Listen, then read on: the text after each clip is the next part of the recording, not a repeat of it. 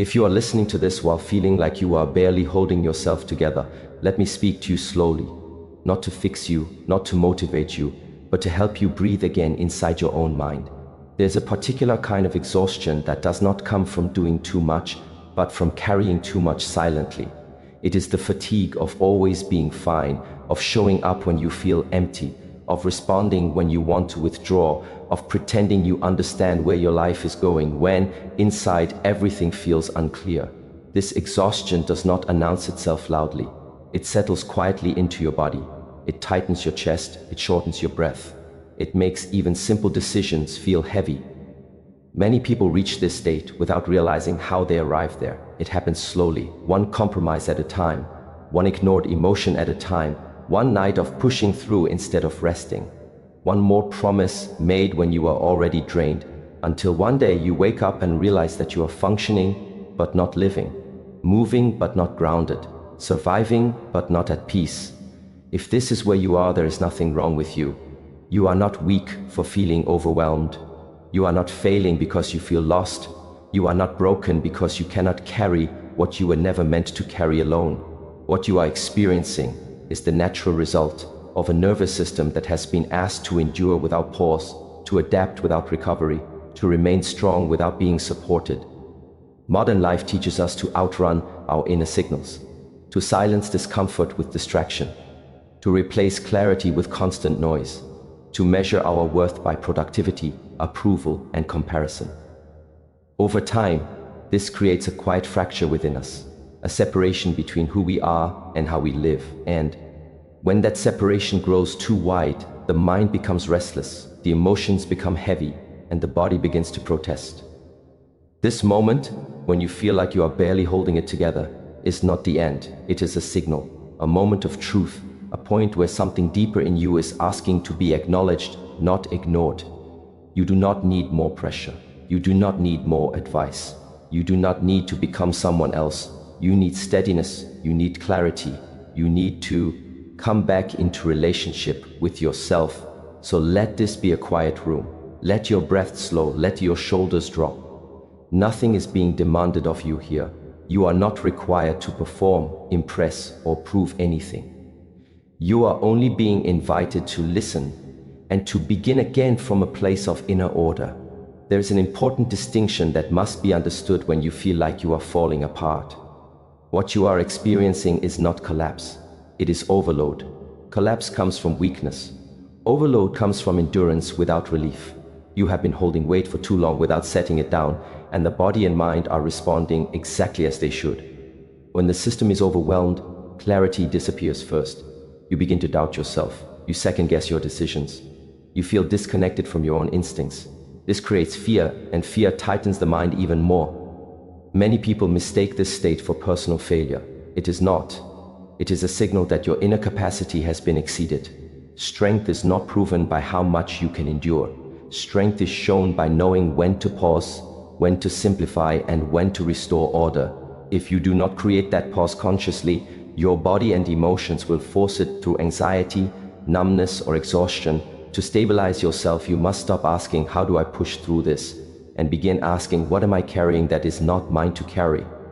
Much of your heaviness does not come from life itself, but from expectations you accepted without questioning, roles you perform without alignment, emotional burdens you absorbed because you did not want to disappoint, conflict, or be alone.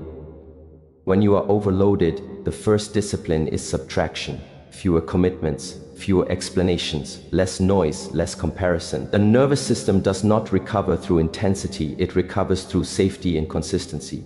You do not need dramatic change, you need reliable ground beneath your feet. Stability begins when you stop abandoning yourself in small moments. Each time you ignore your limits, you send yourself a message that your needs are negotiable. Each time you override your intuition to keep peace or gain approval, you weaken trust with yourself. Over time, this internal betrayal becomes more painful than any external disappointment. Self-abandonment is subtle. It sounds like saying yes when your body says no. It looks like staying connected to people who drain you because you fear being alone. It feels like silencing your emotions because you believe they are inconvenient. But every act of self-abandonment fragments your inner foundation. To come back into alignment, you must begin choosing honesty over harmony. This does not mean becoming harsh or selfish. It means being truthful about your capacity. It means respecting your energy as something finite and valuable. When you protect your inner stability, your relationships become clearer, not weaker. Discipline, in this sense, is not punishment. It is self-respect made visible through action. Discipline is going to bed when your body is tired, even if your mind wants distraction. Discipline is returning to your breath when emotions rise instead of reacting impulsively. Discipline is keeping your word to yourself, especially when no one is watching. A disciplined life is not rigid, it is supportive. It creates structure so your emotions do not have to carry the weight of decision-making. When structure is absent, the mind becomes chaotic. When structure is present, the mind can rest. Stillness is where emotional strength is forged, not in suppression but in observation. When you sit with your emotions without judgment, you begin to see their patterns. You notice how they rise, peak, and fall. This awareness loosens their grip. What is observed without resistance begins to settle on its own. Most suffering is not caused by emotion itself, but by our refusal to feel it fully. We distract, avoid, or dramatize instead of allowing. Stillness teaches you that emotions are temporary visitors, not permanent truths. You are the space they move through, not the story they tell. You cannot heal in the same patterns that exhaust you. Healing requires a change in rhythm, slower mornings, fewer obligations, clear boundaries, intentional solitude. This may feel uncomfortable at first because chaos can become familiar. But peace is not boring. It is unfamiliar when you have lived in survival mode. As your mind quiets, something subtle happens. You regain authorship over your life. Decisions feel cleaner. Relationships feel more honest.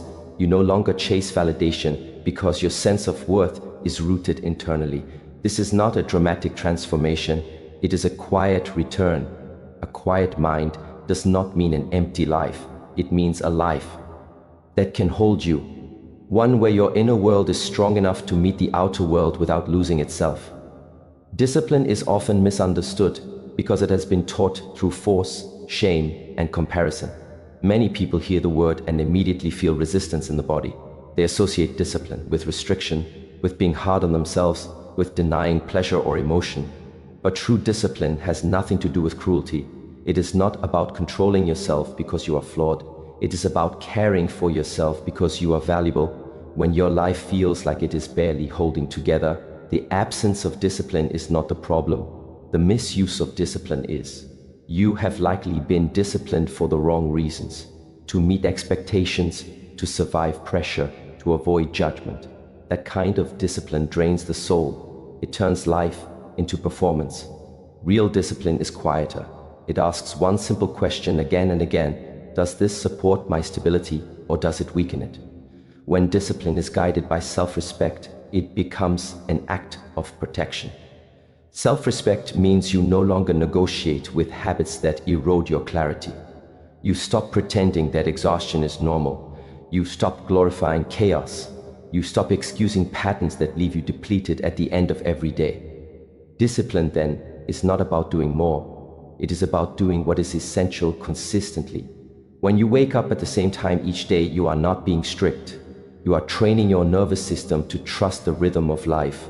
When you eat simply and regularly, you are not depriving yourself. You are stabilizing your energy. When you limit overstimulation, you are not isolating. You are preserving your attention. This kind of discipline does not shout. It does not demand perfection. It builds slowly, like a foundation poured one steady layer at a time. And with each small act of self-respect, your inner world becomes less chaotic. You begin to feel held, not by circumstances, but by your own structure. Without discipline, emotions run the schedule. You react instead of respond. You chase relief instead of alignment. With discipline, emotions are acknowledged but not obeyed blindly. You feel them fully, yet you choose your actions consciously. This is freedom. Emotional strength is not developed by suppressing what you feel, it is developed by creating enough inner stillness to stay present with it. Stillness is not inactivity, it is the space where awareness becomes sharper than impulse. When life overwhelms you, the instinct is to distract, to fill silence with noise, to escape discomfort through stimulation. But the more you avoid stillness, the louder your inner unrest becomes. Stillness is uncomfortable only because it reveals what has been ignored. In stillness, you notice the tension you've been carrying in your jaw, your shoulders, your breath. You notice the sadness you postponed, the anger you never expressed, the fear you buried under productivity. This is not punishment, this is honesty. To sit with yourself without reaching for escape is one of the most courageous acts a human being can perform. It requires trust. Trust that you are strong enough to feel without breaking. And each time you stay present, something shifts. Emotions begin to move instead of stagnate. Thoughts lose their authority. The body starts to soften. 10. Stillness trains emotional endurance. You learn that discomfort can be tolerated without reaction, that clarity often arrives after patience, that you do not need to resolve everything immediately. This patience becomes your anchor in moments of pressure. A person who practices stillness regularly does not become emotionless. They become grounded. Their response is slow, their words become precise. Their presence calms others without effort. This is emotional maturity. Not intensity, not dominance, but steadiness.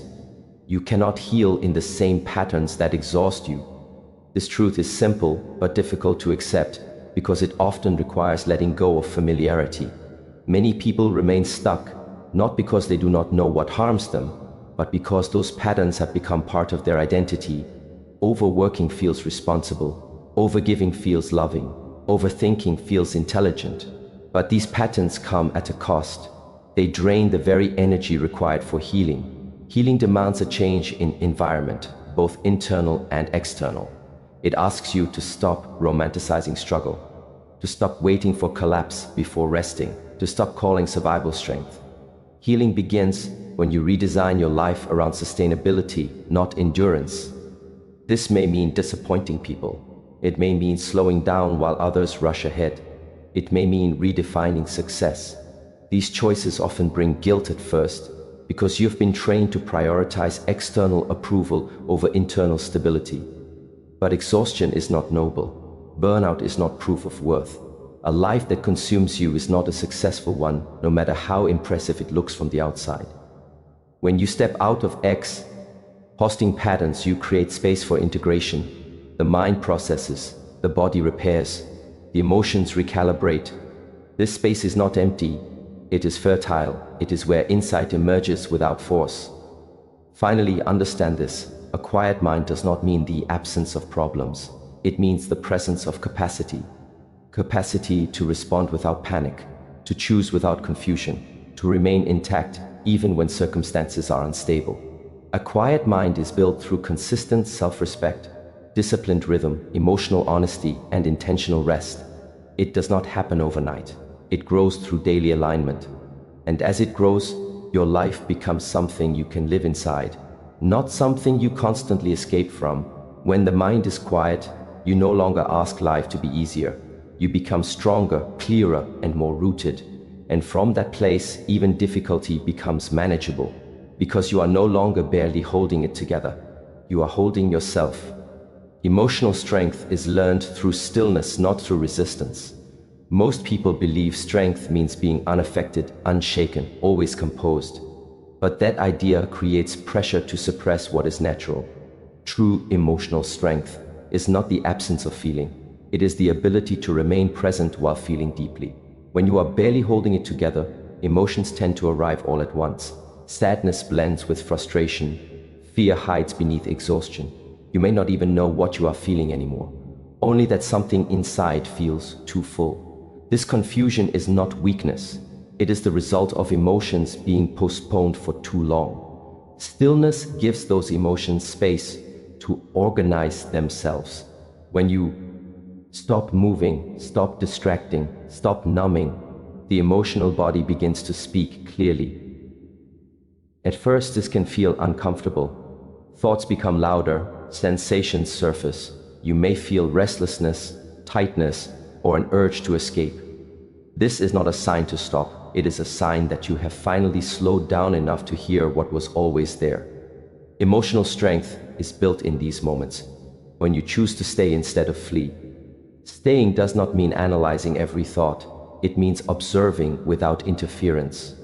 You notice the rise of emotion in the chest, the heat in the body, the tightening of breath. You allow it to exist without labeling it as good or bad.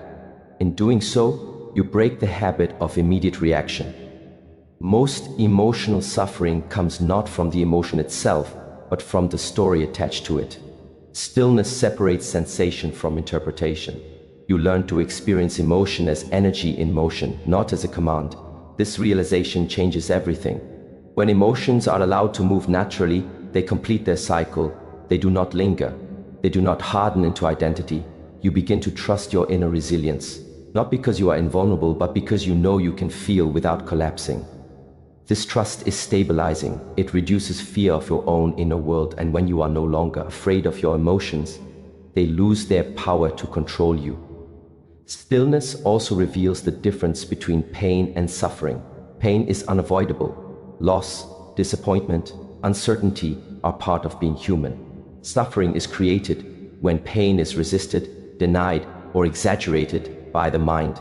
Emotional strength lies in allowing pain to pass through without adding layers of self-judgment or comparison. A still mind does not rush to escape discomfort. It waits, it listens, it responds with care. Over time, this patience becomes your default state. You stop being pulled into emotional extremes. You become centered even when circumstances are not. You cannot heal in the same patterns that exhaust you. This truth becomes unavoidable once you develop awareness. You start to see clearly how certain habits, relationships, and expectations drain you. Not dramatically, but consistently. Small leaks in your energy that over time leave you empty. Exhaustion often masquerades as responsibility. You tell yourself you must keep going, must stay available, must maintain momentum. But healing asks a different question. What would happen if I stopped running? For many people, the idea of stopping feels dangerous. Silence brings up unanswered questions. Slowness reveals dissatisfaction. Rest exposes imbalance. But avoiding these truths only deepens exhaustion. Healing requires courage, not the loud kind, but the quiet courage to face reality without distraction. Patterns that exhaust you are usually rooted in fear. Fear of disappointing others, fear of being left behind, fear of losing relevance. These fears drive overcommitment and self-neglect. Healing begins when you see that sacrificing your well-being does not create security, it erodes it. To step out of exhausting patterns, you must redefine loyalty. Loyalty to yourself is not selfish, it is foundational. Without it, every other commitment becomes unstable. When you protect your energy, your presence improves, your decisions become cleaner, your relationships become more whole. Healing also requires restraint. Saying no without explanation, leaving earlier, resting before you collapse, choosing simplicity over stimulation. These actions may look insignificant, but they signal a profound internal shift. You are no longer living in reaction to pressure. As exhausting patterns fall away, something unexpected emerges. Space. Space to think clearly, space to feel fully, space to choose intentionally. In this space, healing unfolds naturally, not through force, but through alignment. A quiet mind creates a life that can hold you. This is not a poetic idea, it is a practical reality.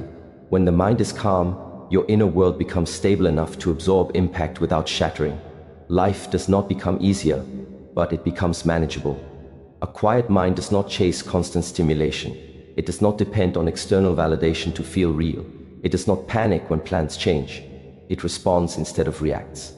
This quality transforms how you experience everything: work, relationships, solitude, uncertainty. When the mind quiets, priorities rearrange themselves. You no longer overinvest in what does not nourish you. You recognize when something costs more than it gives. You stop forcing alignment where it does not exist. This clarity is deeply grounding. It allows you to live with self-respect instead of self-betrayal.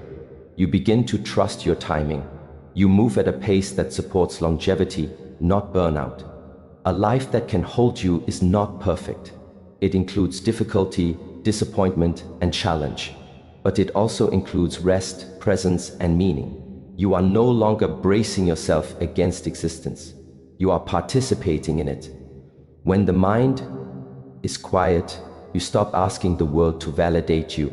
You validate yourself through how you live, how you care for your energy, how you honor your limits. This internal stability becomes your anchor in a chaotic world. And from this place, even when life presses hard, you are no longer barely holding it together. You are grounded, you are present, you are enough to meet what comes. You cannot heal in the same patterns that exhaust you, and this truth becomes clearer the more honest you are with yourself. Exhaustion is not random. It follows rhythm, it follows habit, it follows repetition. If you look closely at your life, you will begin to see where your energy consistently leaks. Not in dramatic moments, but in ordinary ones. It is in the conversations you force when your body wants quiet. It is in the commitments you maintain out of guilt rather than meaning. It is in the pressure you place on yourself to always be progressing, improving, proving. These patterns do not collapse you all at once. They weigh you down slowly until fatigue feels like your natural state. And when exhaustion becomes normal, healing feels unfamiliar, even threatening. Many people unconsciously resist healing because healing would require change in pace, change in identity, change in how they relate to others. If you have built your sense of worth around being needed, being productive, being available, then rest can feel like failure. Slowing down can feel like disappearing. But healing is not disappearance. It is reclamation. To heal, you must interrupt the cycle. Not aggressively, not dramatically, gently, but firmly. You begin by noticing what drains you and questioning whether it is truly necessary. You begin by asking yourself, not can I handle this, but should I be handling this at all? Exhausting patterns often survive because they are rewarded externally. You may receive praise, validation, or security for maintaining them. But internal cost matters more than external reward.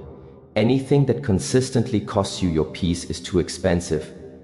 Healing requires you to tolerate the discomfort of change, the discomfort of saying no when you used to say yes, the discomfort of resting while others rush, the discomfort of not explaining yourself. These moments can trigger anxiety because they challenge old survival strategies. But survival strategies are not life strategies. What once protected you may now be limiting you. As you step out of exhaustion, you may feel empty at first. This emptiness is not loss, it is space. Space where constant stimulation once lived. Space where pressure once dominated. This space can feel unsettling because you are not used to inhabiting yourself without noise. Do not rush to fill it. Healing happens in space, in the pause between impulse and action, in the breath before response, in the quiet moments where nothing is demanded of you. This is where the nervous system recalibrates. This is where clarity emerges without force. When exhausting patterns dissolve, you begin to feel your own rhythm again. You wake up less reactive. You move with more intention. You stop confusing urgency with importance. Your decisions become quieter but more accurate. This is not withdrawal from life. It is engagement from a healthier center. And as this center stabilizes, something essential becomes possible. A quiet mind. A quiet mind creates a life that can hold you. Not a life without pressure, but a life with capacity. Capacity to respond without panic, to feel without drowning, to face uncertainty without losing yourself. A quiet mind is not achieved by silencing thoughts. It is achieved by no longer believing every thought deserves attention. Thoughts still arise, but they no longer command. They pass like weather instead of becoming identity. With a quiet mind, you stop fighting reality. You work with what is, instead of resisting what should not be. This acceptance does not weaken you, it grounds you. From ground, all strength grows. When the mind is quiet, your inner dialogue softens. Harsh self-judgment loses momentum. Comparison fades. You begin to treat yourself with the same patience you once reserved only for others. This self-respect becomes the foundation of everything else. A quiet mind also changes how you relate to the world. You listen more deeply. You speak more precisely. You are less reactive, less defensive, less driven by fear. This presence affects others without effort. Calm becomes contagious. Life continues to present challenges. Loss still occurs. Uncertainty remains. But these experiences no longer destabilize you at the core. You bend without breaking. You adapt without abandoning yourself. A life that can hold you is built slowly, through daily choices that honor your limits, through routines that support your body, through boundaries that protect your attention, through honesty with yourself about what you can and cannot sustain. This life does not demand that you be exceptional. It asks that you be aligned. When alignment is present, you no longer feel like you are barely holding it together. Even in difficulty, there is a sense of internal order. Even in chaos, there is steadiness. Even in silence, there is meaning. You stop searching for relief outside yourself. You stop waiting for life to slow down. You become the still point within movement. And from that still point, you live, not in survival, not in resistance, but in quiet strength. A quiet mind creates a life that can hold you because it restores your relationship with reality. When the mind is loud, everything feels urgent. Every thought demands response. Every emotion feels final. You live inside constant pressure, even when nothing is immediately wrong. This pressure slowly disconnects you from your own center. A quiet mind does not remove challenges. It removes distortion. Distortion is what makes a difficult moment feel like a personal failure. Distortion is what turns uncertainty into panic and comparison into shame. When the mind is busy, it amplifies threat and minimizes capacity. When the mind is quiet, perspective returns. You begin to see clearly what is actually happening instead of what you fear might happen. This clarity is deeply stabilizing. It allows you to meet life where it is instead of fighting against imagined outcomes. You stop rehearsing disasters. You stop replaying the past. You stop living one step ahead of yourself. You return to now, not as an escape, but as a place of strength. A quiet mind allows you to feel grounded even when answers are not yet available. You no longer rush to resolve uncertainty just to soothe anxiety. You learn to coexist with the unknown without losing your footing. This tolerance for uncertainty is one of the highest forms of inner strength. When the mind quiets, your identity softens. You are no longer defined by productivity, achievement, or approval. You stop asking who you should be and begin to feel who you already are. This shift is subtle but powerful. It removes the constant pressure to perform your life instead of living it. With a quiet mind, rest no longer feels like guilt. It feels like maintenance. Silence no longer feels empty. It feels restorative. Being alone no longer feels like absence. It feels like presence. This changes how you make decisions. You no longer choose based on fear of missing out or fear of falling behind. You choose based on alignment. What supports your energy? What respects your time? What deepens your sense of integrity? Alignment simplifies life. Many things fall away naturally. Obligations that no longer fit, relationships that drain rather than nourish, habits that numb rather than ground. This is not loss, it is refinement. A life that can hold you is not crowded, it is intentional.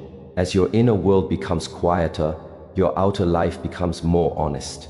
You stop over-promising, you stop over-explaining, you stop carrying responsibility for what is not yours to manage. This creates lightness, not excitement, but relief. Relief is underrated. Relief is the body finally feeling safe enough to relax. When the body relaxes, the breath deepens. When the breath deepens, the mind slows. When the mind slows, awareness expands. This is not philosophy, this is physiology. Inner peace is built through cooperation with the body, not domination of it. A quiet mind also changes how you relate to pain. Pain is no longer just something to escape immediately. It becomes something to listen to. Pain carries information. It tells you where alignment has been lost, where boundaries are needed, where care has been neglected. Listening to pain with a quiet mind prevents it from becoming suffering. You respond earlier, you adjust sooner, you stop waiting until things fall apart to take yourself seriously. This is how a life becomes sustainable. Sustainability is the true measure of success, not how fast you move, but how long you can live with clarity, health, and self-respect. A life that can hold you allows you to grow without self-destruction, to contribute without depletion, to love without losing yourself. When the mind is quiet, presence becomes your default state. You notice small things again. The texture of your breath, the steadiness of your steps, the sound of your own voice when it is not rushed. These moments reconnect you to being human, not just functioning. And slowly, without force, something profound settles in. You realize that you were never meant to hold everything together alone. You were meant to hold yourself, gently, consistently, with respect. From this place, life no longer feels like something you are barely surviving. It becomes something you are capable of meeting, not because the world softened, but because you did. And that softness, grounded, disciplined, aware, is not weakness. It is strength that lasts.